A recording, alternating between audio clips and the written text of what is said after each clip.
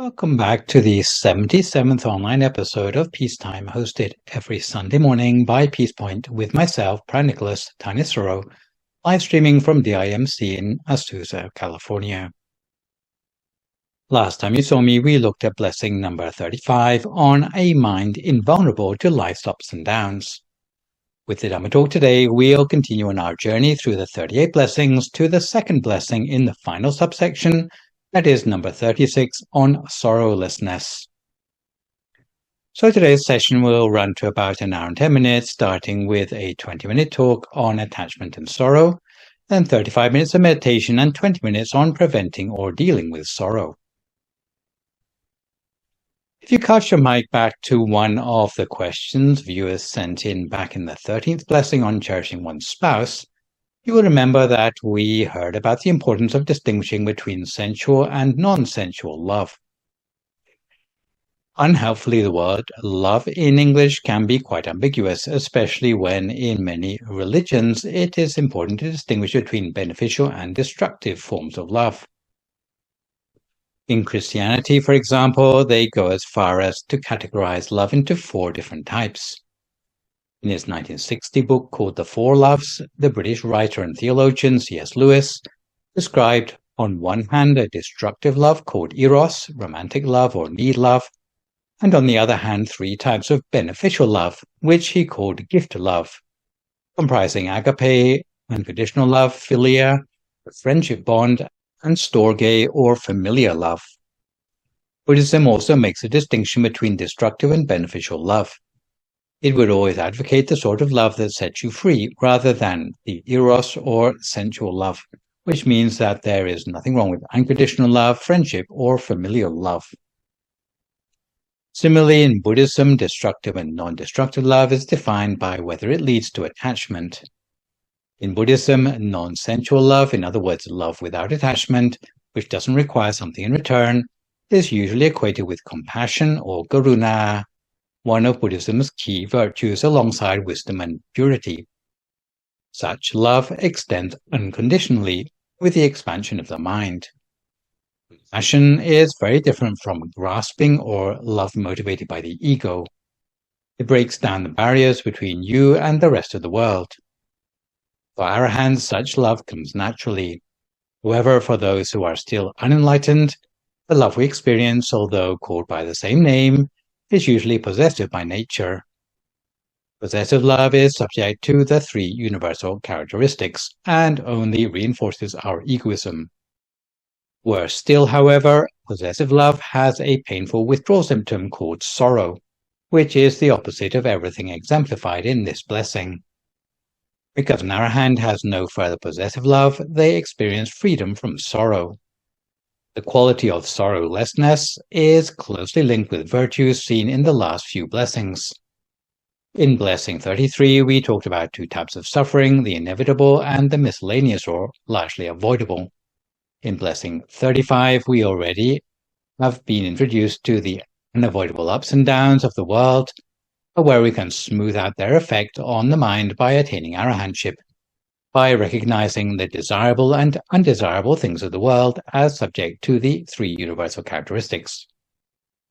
Similarly, this blessing deals with making oneself invulnerable to mitigable suffering. But even though we personally still fall short of arahantship, I hope what I'm talking about today will provide some guidance about how to reduce potential sorrow in our lives as we move successfully closer to eradicating it completely. So we have already seen from blessing number 35 that sorrow or sokha is included as one of the categories of mitigable suffering. It is characterized as a suffering state of mind that is torn by dryness, where the mind feels dry and cracked like the soil during a drought. It's like a dried out leaf that has lost all its vitality and freshness. Sorrow arises when someone finds themselves in contact with an inescapable and undesirable situation, or where they experience loss of something desirable that they were relying upon for their happiness. Their life-changing circumstances leave them feeling burned out and helpless. One of the possible opposites of sorrow is being sorrowless, or in Pali asokha, which indicates that the mind is no longer vulnerable to sorrow. And that is the title of this blessing. So what causes sorrow? The problem of the untrained mind is it tends to pick up indiscriminately on all the negative aspects of perceptions coming to us through the senses. The mind refuses to stay still, but is constantly searching around for new perceptual stimulation. However, whatever sort of thing it finds, it will not stay with that thing for very long, but will move on searching for something new. If you listen to some pleasant music, after only a few minutes, you will get fed up and start looking around for something tasty to eat instead. Before you've eaten much, you think to yourself that you would rather lie down and take a sleep. Before you've been asleep for very long, you would rather go outside and take a walk. There's never any lasting satisfaction. There's only one type of sensation where the mind never gets bored, which is when it falls in love with something or someone. Such possessive love causes the mind to be fixated firmly with no further wandering. If it's a couple, then they become a nation of two, shutting out the rest of the world. Once the mind gets obsessed by possessive love, it can no longer break free. In such a state of mind, any day you don't get a glimpse of your heartthrob, you lose your appetite. But you'll recover it immediately if only you can just hear their voice over the phone or get a glimpse of their face. If they love you back, then you can keep a lid on the suffering. But what if your love is unrequited? Or what if they start out by loving you and later change their mind, or love someone else, or die? It's at this point that the mind will become so dry that it will feel like it will tear in two. Overcome by sorrow, you'd rather plug your ears and hear a love song. You'd rather stay home than go see the latest rom-com. Where you used to be so fascinated by a variety of new things, after having been kept away from your obsession, now you've lost your appetite for any stimulation. Sorrow is therefore like a withdrawal symptom from possessive love. According to the words of the Buddha in the Uraga Jataka, Piyato Jayate Soko, which translates as sorrow is caused by the things that are dear to us. So if anyone wants to live sorrowlessly in the world, they should avoid getting fixated on people and things. Only in this way will their life be bearable.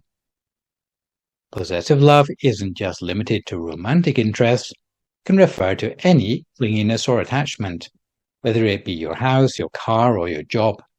Anything to do with such attachments will come back to haunt you in spite of yourself. This is why an increasing number of the new generation just skip romantic drama in their lives altogether, in order to focus on their career or on their spiritual development. If you don't believe me, look at Emma John's latest book, Self-Contained Scenes from a Single Life. It's not easy though, and for many, the prospect of being left on the shelf is unbearable, along with their parents' wishes for grandchildren. When the Buddha spoke on the subject of attachments in the Udana, he said the more your attachments, the more will be your sorrow. He said if you love 100 attachments, you will have 100 measures of suffering. If you have 90 attachments, you'll have 90 measures of suffering. If you have 80 attachments, you will have 80 measures of suffering. If you have 70 attachments, you'll have 70 measures of suffering. If you have 60 attachments, you'll have 60 measures of suffering. If you have 50 attachments, you'll have 50 measures of suffering. If you have 40 attachments, you'll have 40 measures of suffering. If you have 30 attachments, you'll have 30 measures of suffering. If you have 20 attachments, you'll have 20 measures of suffering. If you have 10 attachments, you'll have 10 measures of suffering. If you have 5 attachments, you'll have 5 measures of suffering. If you have 4, 3, 2, or 1 attachment, you will have 4, 3, 2, or 1 measures of suffering. If you attach to nothing and no one, then you'll have no suffering about anything. Such a person will mitigate suffering and avoid later regrets about life. In fact, the existence of suffering, despair, and sorrow in the world is only brought about because of the attachment that we have for physical things. When there's no further physical thing that we attach to, be it our body, other people's bodies, pets, property, or wealth, there'll be no further suffering, despair, or sorrow for us. Whoever can put aside their attachment for such physical things will attain happiness in this world. Those who wish to evade sorrow in this world, it would be better to avoid attachments to the physical things of this world altogether. In conclusion, the less your possessive love, the less your sorrow. If you have no possessive love, then you have no sorrow. The more you possessive love, the more your tears. The end of possessive love will be the end of tears. So on the subject of the pain of sorrow and the possibilities to go beyond it, before our meditation today, we have time for a quick story about a lady called Patachara, who was the daughter of a rich man from Savatthi. She was very beautiful, and her parents hid her away from potential suitors. One day, in spite of her parents' efforts, she fell in love with a serving man and eloped with him to a village far away from Savatthi. In due course, she became pregnant. As her time for giving birth drew near, on several occasions she asked her husband's permission to return to her hometown to give birth, in accordance with the tradition of the time. However, her husband, fearing reprisal, discouraged her from going. Nonetheless, one day when her husband was away, Patachara secretly set out for her hometown alone. Her husband managed to catch up with her on the way and pleaded in vain for her to return. Unfortunately, she went into labor right there and gave birth to a son in the forest. Carrying the newborn, she returned to the village with her husband. Not long afterwards, she became pregnant again and made the same request of her husband with the same result as before. As the time for her accouchement drew close, she again went behind her husband's back and set out alone for her hometown, taking her son with her. Her husband pursued her and caught up with her on the way, but just then it started to rain heavily, and she went into labor again. The husband went to look for a sheltered place for her to give birth, but while he was clearing a little patch of land, he was bitten by a poisonous snake and died on the spot. Meanwhile, while Patachara was waiting for his return, she gave birth to another son. Later, she searched for her husband and found him dead. Full of sorrow and blaming herself for the misfortune, she decided to take her chances with her parents. The river stood between her and Savatthi. Because it had rained incessantly all night, the river was so swollen it was not possible for her to cross the river carrying both children at once. She decided to leave the older boy on the near riverbank while crossing the river with her youngest, intending to make a second crossing with the older boy. While she was midstream on the way back, a hawk hovered over the baby, thinking it was regular prey. She yelled to try to scare away the hawk, but it carried the baby away regardless.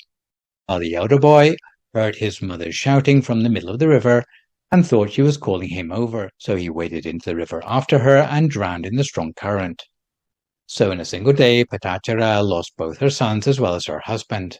She was bereft. Later, she met a man from Savatthi and hopefully asked after her parents. The man replied that due to the rainstorm in Savatthi the previous night, her parents' house had collapsed and crushed both of them together with her only brother. The whole family had already been cremated.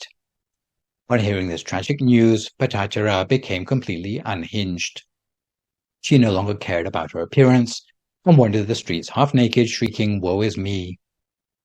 Meanwhile, the Buddha was preaching at the Jetavana monastery and seeing Patachara from a distance, willed her to join the congregation.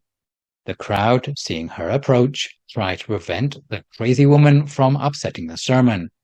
However, the Buddha told them to make way for her. When Patachara was close enough to hear the Buddha's voice, he told her to focus her mind and be calm. Only then did she recover her self-awareness. Realizing that she was inadequately dressed, she quickly knelt down before the Buddha. Someone gave her a piece of cloth to cover herself. Only then did she tell the Buddha the full story about how, in a single day, she had lost her children, husband, parents, and brother. The Buddha said to her, "Patachara, do not fret. You have now arrived at a place of refuge.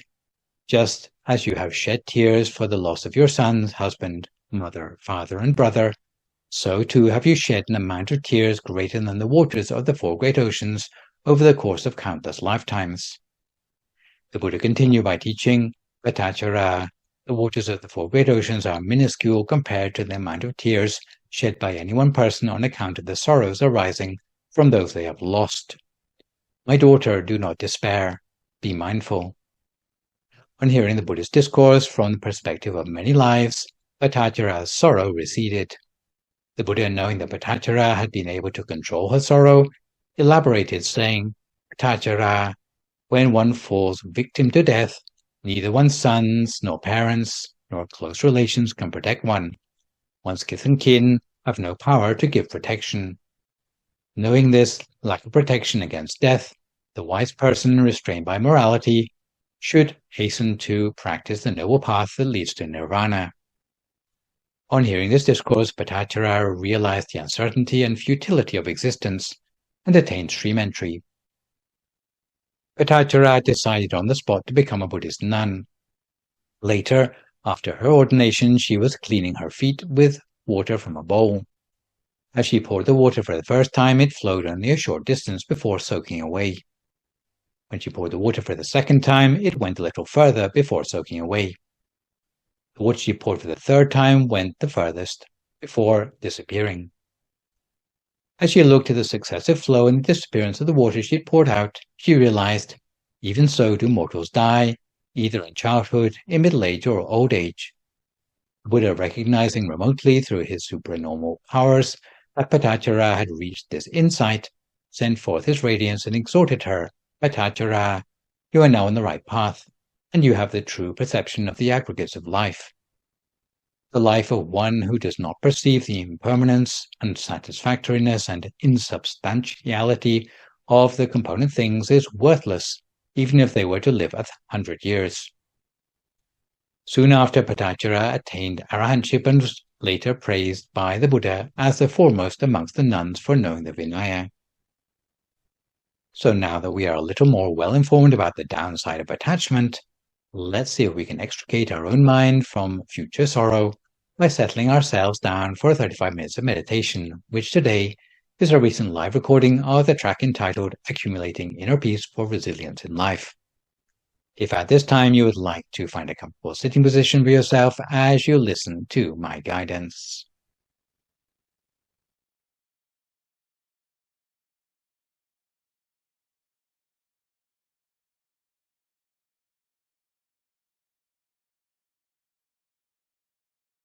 So we start by closing our eyes very gently. Closing our eyes in the same way we'd close them to go to sleep. Not squeezing our eyes closed, but just letting our upper and lower eyelashes touch gently together. And to relax our body, we start by taking a few deep breaths to ourselves. Breathing in to the full extent of our lungs, and then breathing slowly and smoothly out again. Once again, we breathe the cool, refreshing air from around us. And when we breathe out, we may feel that we're letting go of any worries or concerns still lingering on our mind.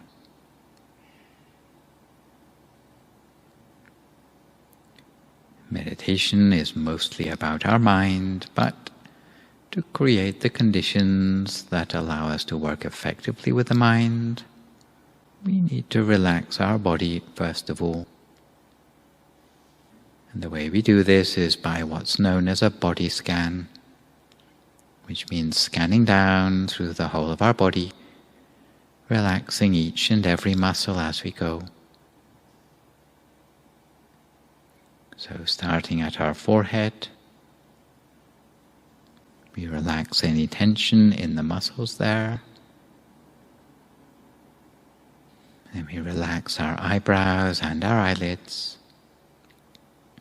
Checking once again that the way we've closed our eyes is as gentle as possible.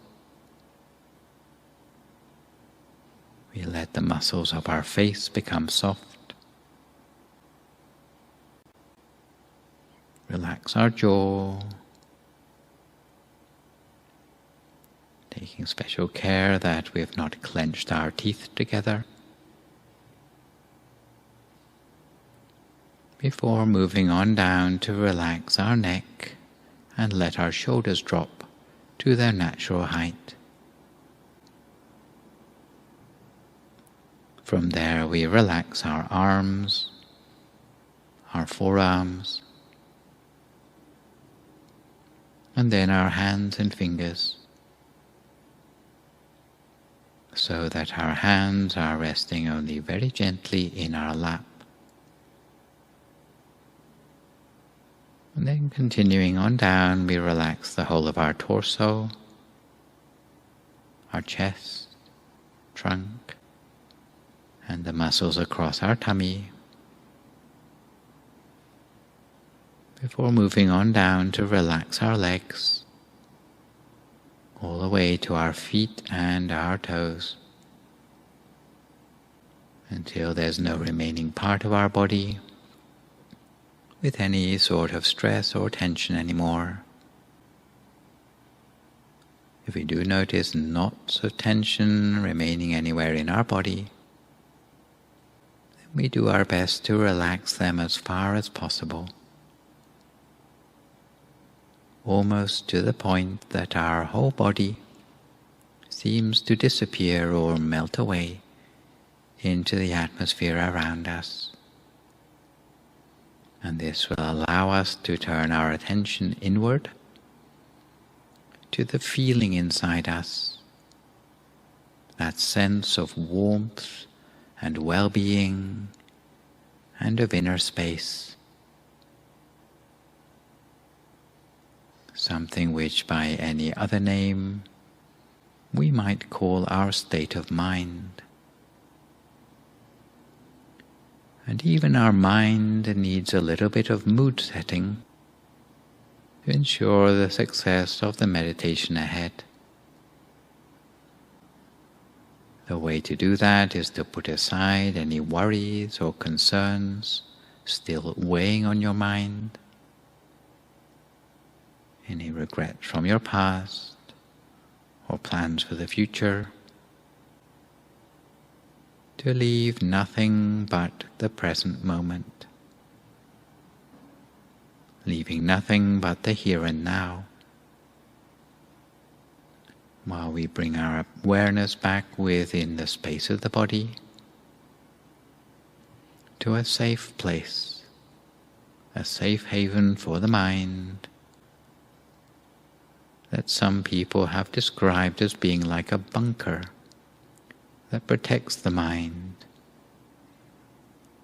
Because for as long as our mind is all located on the inside of us, it's somehow shielded against the impacts of the outside world. So inside ourselves we conjure up a sense of happiness and joy in the mind. And if those feelings don't come automatically to us, then you might cast your mind back to a time in your life when you did feel truly happy, thinking not so much about the place or the situation, but more about the feeling itself that it brought you on the inside. That warm, fuzzy feeling. And you can conjure up the same feeling within yourself now, almost as if it were tiny particles of happiness and joy growing and spreading inside yourself until it fills up the whole of your body and mind, leaving no space inside yourself for any other sort of thought. And when you feel relaxed and refreshed, both in body and in mind, very gently and using no effort at all, you can imagine that inside your body is just an empty space, like a hollow cavity with no organs or tissues, no muscles or bones, or as if your whole body has been transformed into a sort of transparent bubble with nothing on the inside. And within this empty space of our body and mind, we can call to mind a picture of something like a bright, shining sun, or alternatively a full moon, a star, or perhaps a sparkling diamond. But this time we are relocating that imaginary picture to bring it within the space of our own body. We don't worry too much if the actual picture is not very clear. Even if it's vague, we accept it anyway. And we should bear in mind that for about half the people who meditate, it's going to be more of a feeling than a picture. In which case we can guide that object down within the space of our body by how it feels, the warmth or the shape and texture of the object. In any case, we bring the object slowly downwards within the space of our body, almost as if we were slowly breathing the object down to the deepest point of our breath, or as if we were gently swallowing the object down within ourselves to reach the very deepest point of our stomach.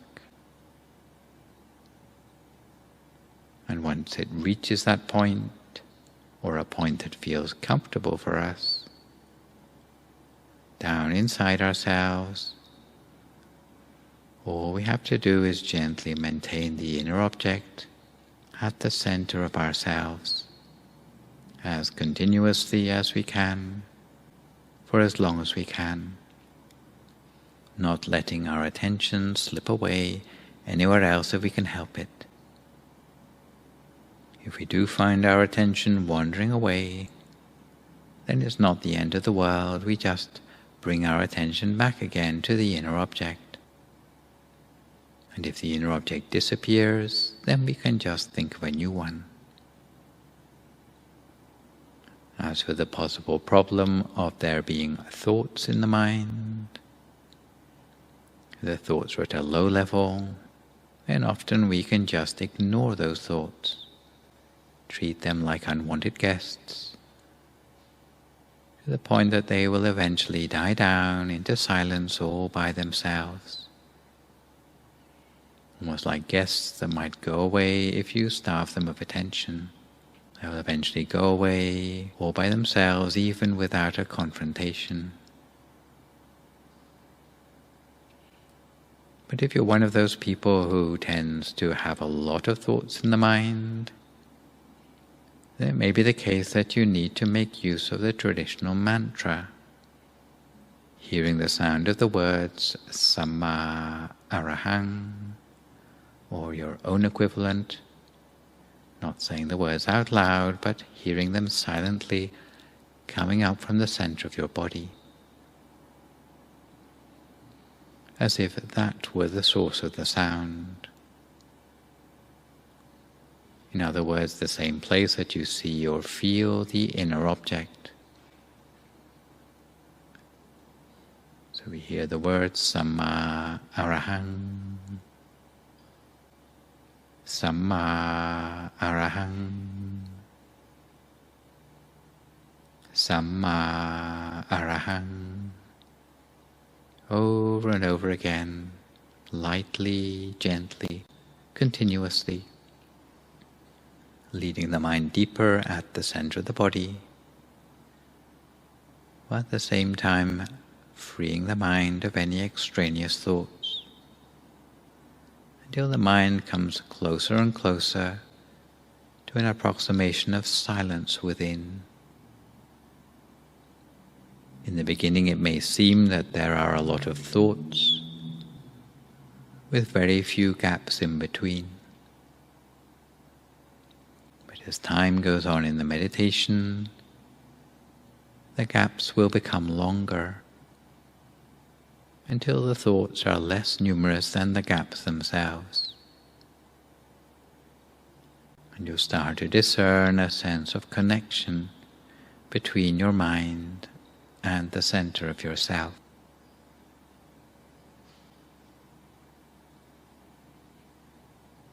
As some people observe in their meditation, if they apply the mind only very gently, not trying to force anything, trying to hurry anything along, observing with a very light and gentle attention, it may be possible for the inner object to start to change and transform on its own.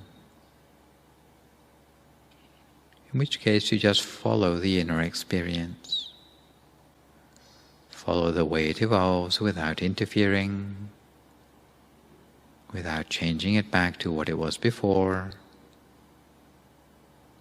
always focusing at the center of whatever you see or feel within yourself. And the byproduct of that inner transformation will be a mind that gradually becomes calmer, that will gradually shed a negativity, giving rise to a sense of inner knowledge, a sense of mastery, a sense of clarity from within, which seems to cleanse us from the inside. And these changes for the good will stay with us long after the meditation itself. So for now we focus gently at the center of ourselves, focusing with the same lightness of a feather floating down to touch on the surface of some water, with the same care that we might use to thread a needle. In other words, no hurry, no force, just a sense of lightness that will be rewarded with an increasing sense of joy from within. So we continue in this way just for a few more moments now in silence until we come to the appropriate time.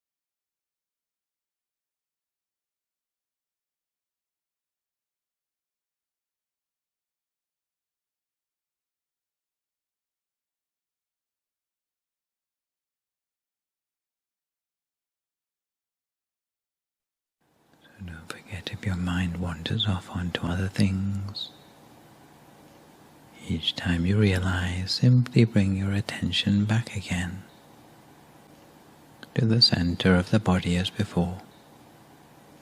Whether it's 100 times or 1,000 times your mind wanders off, just keep on bringing it back each time,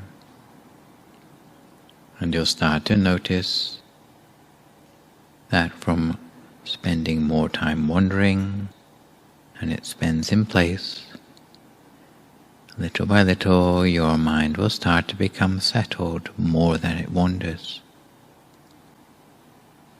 And a feeling will build up of being connected with the center of your body. If the inner object disappears, you can think of a new one. If it changes, just follow it in its new form, always at the center of whatever you see or feel.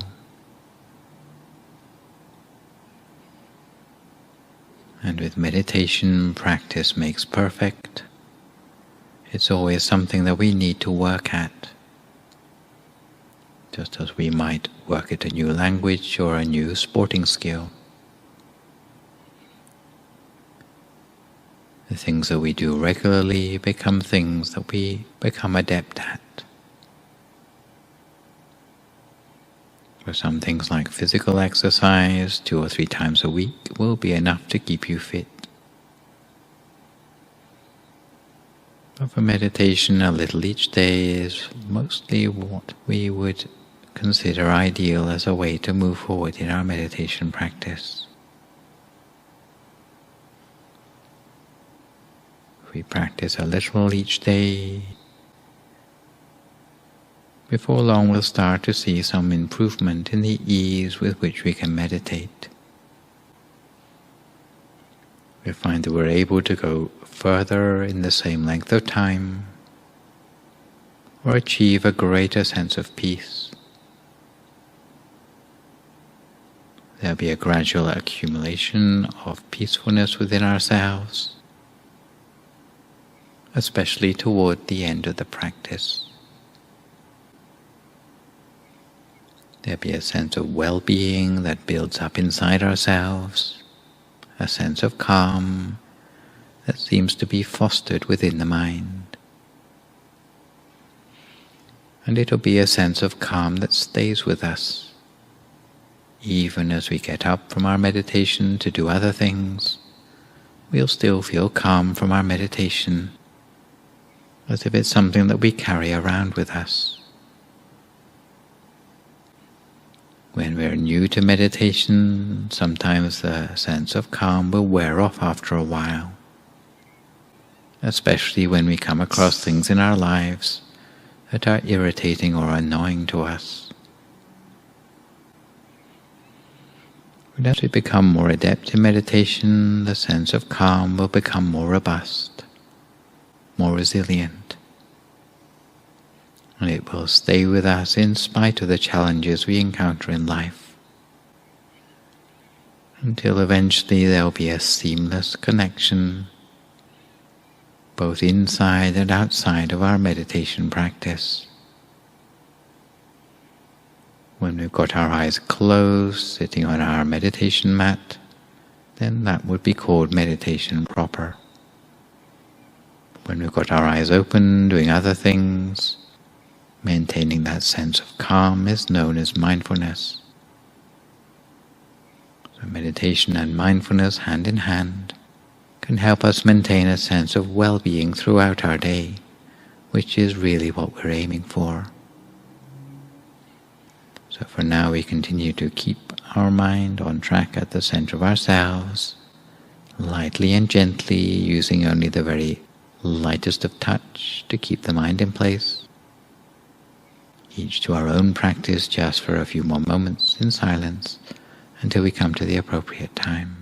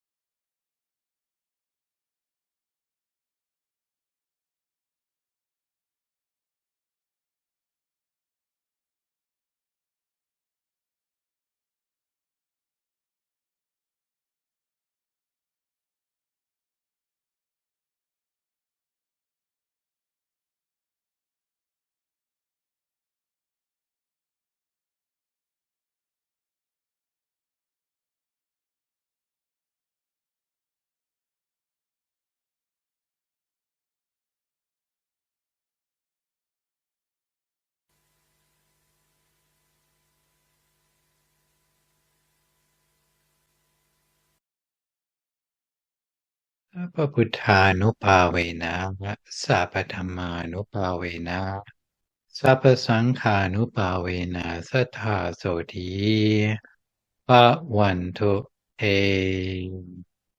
So if you'd like to come to the end of your meditation for today, you can gradually open your eyes again.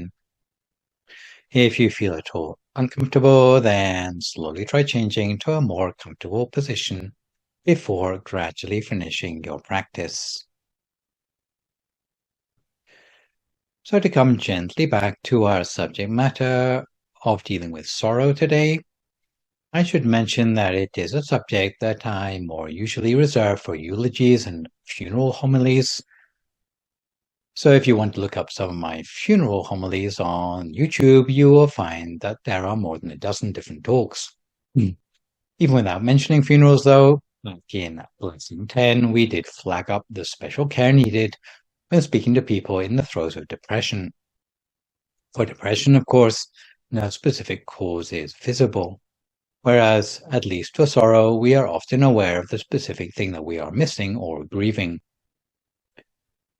Losing something we have previously been attached to can be one of the most difficult experiences any person faces in their life. Coping with sorrow may seem like a difficult task, and overcoming that sorrow may seem impossible. Confronted by sorrow, an important factor is the expectation of healing. Instead of focusing on how to overcome sorrow, a better approach is considering how to incorporate the awareness of sorrow into your life story and do the counterintuitive thing of treating sorrow like a gift that has the potential to open our eyes to the important aspects of life and using the intense pain to bring us back to our core values. There are 6 practical ways of doing this, namely to be glad for what we have had rather than be sad about losing it, acknowledging our feelings, understanding sorrow's unpredictability, reaching out to others dealing with loss, getting support, and accepting our new reality. The first way to cope when dealing head-on with sorrow is, rather than crying because our time with whatever we had is over, smile instead because it happened. When we considered what we have learned from a loved one we have lost, it sometimes only becomes apparent much later in life just how much knowledge and personal good habits we have absorbed from our relationship with that loved one. No simple practical skills, but emotional strength and attitudes, the base of your fortitude, and possibly the important foundations of your personality. Although this only underlines our sense of loss, especially when we have lost someone or something unexpectedly or unannounced. If we can continue to perpetuate that goodness, it keeps alive the example bequeathed to us by them. The second way to cope when dealing head-on with sorrow is to acknowledge our feelings. Sorrow can be such a painful experience that sometimes people actively deny their feelings, at least in public, in the hope of sparing themselves discomfort. When it comes to sorrow, denial and avoidance does not work, because pain just waits for you to face up to it later down the road. Emotions relating to sorrow can vary widely, and your feelings may be mercurial, so do your best to realize that this is normal. Acknowledge your feelings, not only to yourself but to others you trust, whether it be sadness, guilt, anger, or remorse. It's also not uncommon for feelings of relief to emerge, particularly if your parting signaled the end of a period of suffering. Acknowledging and expressing the emotions is considered a healthy way to navigate the sorrow process. If your loss is part of a conversation, others are likely to share their feelings too, which can help facilitate their healing as well as your own. Third way to cope when dealing head-on with sorrow is to try to recognize that sorrow is unpredictable. Sometimes it can leave you with the unnerving and terrifying feeling of being completely out of control. The unpredictability of processing sorrow is totally normal. You may find tears coming to you at unexpected times. Strong feelings can suddenly pop up, seemingly from nowhere, and hijack you just when you thought you were getting over it. Ironically, the more you try to avoid feelings or maintain control, the more difficult it will be to recover from the sorrow. Remember, there is no time frame by which you should be over it or to have snapped out of the sorrow. And that sorrow is individual and unique to the person experiencing it. A fourth way to cope when dealing head-on with sorrow is to reach out to others dealing with loss. Rather than being around those who don't generally understand your feelings, who can offer you nothing more than the words "sorry for your loss," it might be more helpful to find safety numbers with people who have similar first-hand experiences as you. Just being able to sit with others who are going through the same emotions of sorrow and loss, or conversing with them, offers a sense of normalcy that otherwise is hard to come by. The feeling of connection with others who are grieving can offer hope and solace. A fifth way to cope when dealing head-on with sorrow is to seek out support, whether it be from friends, family, sorrow support groups, counselors, or online support options. These resources commonly offer sorrow support to people of all ages, but the most important step is to have the courage to reach out and ask, because, unfortunately, those able to help you are probably not mind readers. You need to let others know that you're struggling by reaching out to someone you trust. The sixth and final way to cope when dealing head-on with sorrow is to try to accept your new reality. Acceptance is said to be one of the final stages of grieving, so when sorrow is still new to you, it may feel impossible that you could ever make it to a place where what you're feeling can become normal. As you navigate this new reality that includes loss and sorrow, you may eventually develop a sense of meaning around your loss, or a recognition that this sorrow experience has changed you in a profound but nonetheless positive way. If you can accept your new reality, sorrow can manifest in different ways that feel more like a blessing than you could have imagined. In the meantime, be patient with yourself, your emotions, and your healing process. Remember that your healing is part of the gift of sorrow, and it honors whatever or whoever you have lost. It's not a betrayal to move past the loss, but a natural, healthy part of the process. The good news at this point in the blessings is that for those who have already attained nirvana, in other words, those who already attained the Dhammakaya Arahant, the mind will be insulated from sorrow. For those who have attained the Dhammakaya Gotrapu, for as long as they can maintain their mindfulness, they will not experience sorrow. However, for those with such a attainment, it's hard to keep the mind immersed in nirvana 24 hours a day. There will be times when their mindfulness is distracted and sorrow will be able to slip through. It's only the Arahant who is completely sheltered from sorrow. For the non-returner, once-returner, or stream enterer, the protection will not be continuous. Sorrowlessness lasts only for as long as full mindfulness can be maintained. Strictly speaking, on the subject of sorrowlessness, there's not much left to say in this blessing. It is a result that arises as a result of coming to an end of defilements. However, for those of you who are not yet Arahants, there is still much to be learned from the sorrowlessness, because if we are savvy, we can reduce our exposure to sorrow for the things for which we already have attachments, and we can prevent entangling ourselves with potential sorrow for things which we have not yet formed attachments to. Even without transcendental attainments at your disposal, there is still a game plan to help diminish liability to sorrow. As we saw in the previous blessing, we cannot escape the ups and downs of life, but since sorrow is one of our responses to these things, it is something we can have some control over. So rather than pinning all our hopes on happiness from romance, 4 broad headings coming from Buddhist sources help us discover the true meaning of love, namely by distinguishing between true and possessive love, engaging in self-care, loving ourselves truly by doing the maximum of good deeds, and practicing mindfulness of death.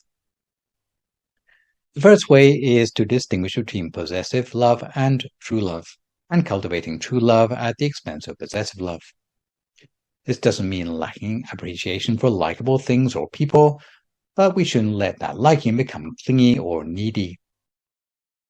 The surest way to know that love has started to become clingy is that it pulls the focus of our mind further and further away from the center of the body. Second way to minimize exposure to sorrow is to engage in self-care. This is not an invitation to egoism, but instead of spending our whole time obsessing about other people, we may realize that we are also due for some TLC. One part of the Buddhist scripture called the Samyutta Nikaya gives the account of Queen Malika, who was the favorite of King Sanati of Kosala. Especially for the wisdom she always offered readily. One day the king asked Queen Malika the loaded question, "Who do you love the most in the world?" Of course, he wanted the queen to answer that she loved the king best. After a great deal of deliberation, the queen answered truthfully, "I've been thinking about your question, and you observe that all the animals in the world have survival instincts, and I think I'm no different." So the Buddhist equivalent of securing your own oxygen mask before assisting others would be 4 opportunities for self-care. And I should point out that you don't need to wait for your plane to go into figurative freefall before you start to take them seriously. The first area for self-care is to notice your own needs. It might mean getting adequate sleep, attending your physical health, or connecting with friends, all things that you will find helpful to keep your awareness on track during times of sorrow. It may mean saying no to extra responsibilities or obligations for a while. Since sorrow can be exhausting, you need to protect your energy until you start to feel better. And this shouldn't be considered selfish, self-absorbed, or greedy, but self-compassion that honors your own health and wellness as you recover from a major loss. Second area of self-care is taking extra care about the things that you eat or drink. An important part of self-care is to keep eating, but not too much, not too little, avoiding alcohol, and keeping it healthy rather than indulging in comfort food. Sometimes depression, anxiety, and physical symptoms of sorrow can result in worsened diet and decreased ability to eat normally. But despite the physical and emotional demands, it becomes especially crucial to consume a healthy diet.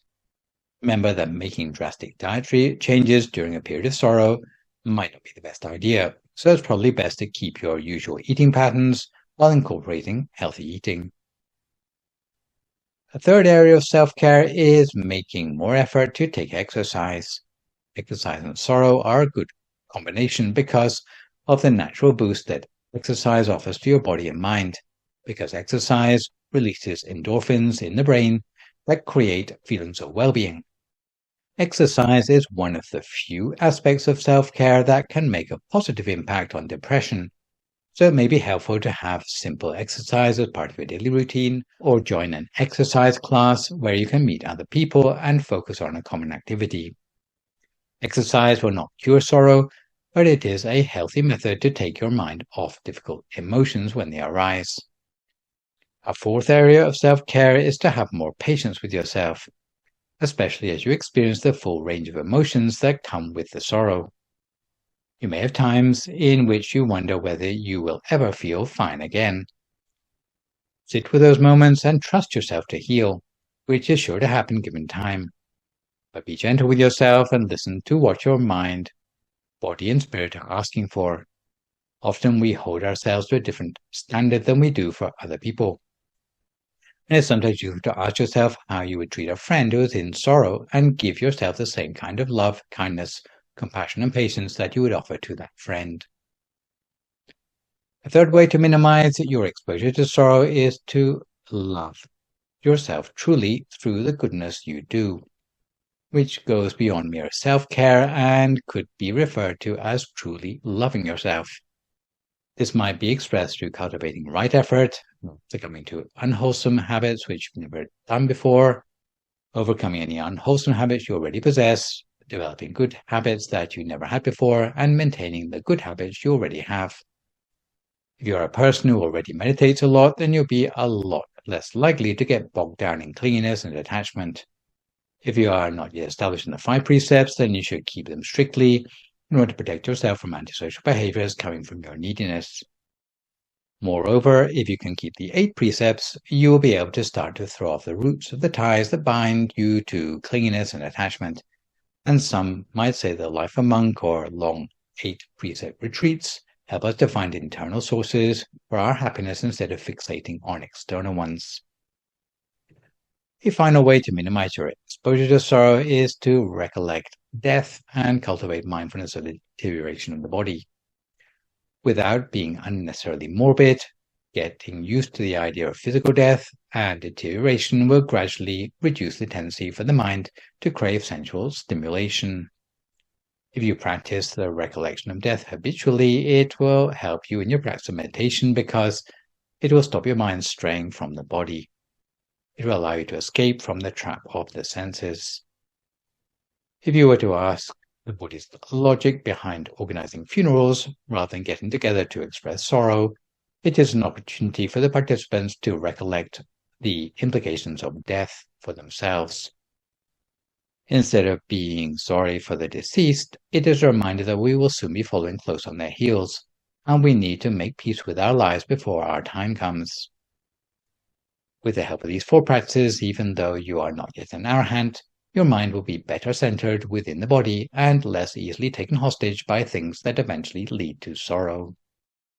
So, to finish off with today, let's remind ourselves that sorrow can happen even to the great and good who have attained the stages of Buddhist sainthood.